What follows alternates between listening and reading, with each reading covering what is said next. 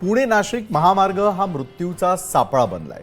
गेल्या 6 महिन्यांमध्ये या महामार्गावरती मोठ्या प्रमाणामध्ये अपघात झाले आणि अनेकांना आपला जीव गमवावा लागलाय। पाहूयात या संदर्भातला हा रिपोर्ट।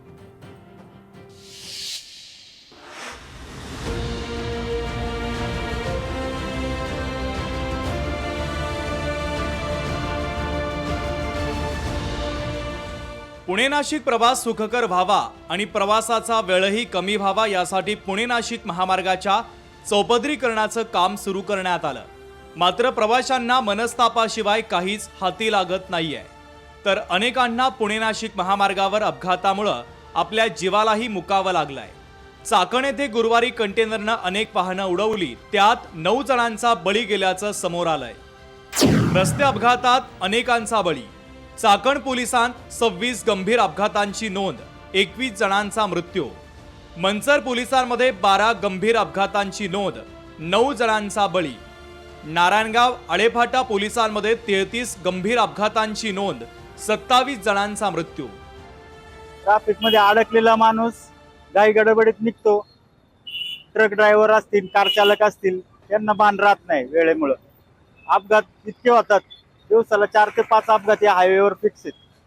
लोक नागन जीव गमावतात, ते कोणाचं लक्ष नाही, सगळ्यांचं दुर्लक्ष आहे। ट्रॅफिकची वाहतूक झाल्यामुळं ट्रॅफिक होत असल्यामुळं खूप ऍक्सिडेंटचे केसेस होत आहेत।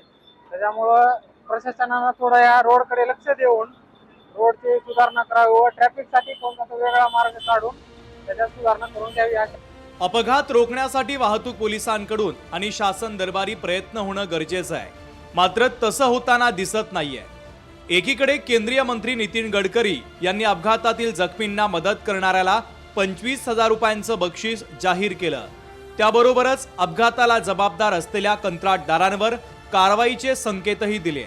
प्रश्न हाच उपस्थित होतो की अपघातच होऊ नये म्हणून काय उपाययोजना करण्यात येतात। रस्त्याचं काहीतरी डांबरीकरणाच्या ऐवजी सिमेंटीकरण व काँक्रिटीकरण होणार आहे, म्हणून सध्या इथं आम्ही वेळोवेळी मागणी करून सुद्धा त्या रस्त्याची डागडुजी केलेली जात नाही।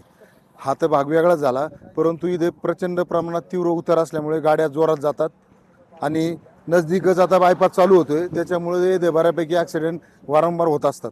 जाग्यावरती 9 लोकांची जे मयत झालेले आहेत ते सरकारी दवाखान्यामध्ये PM साठी आम्ही रवाना केलेले आहेत।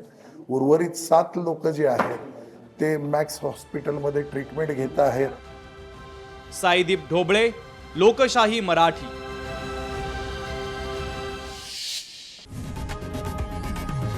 लोकशाही मराठी ऐका, पहा, जागरूक रहा।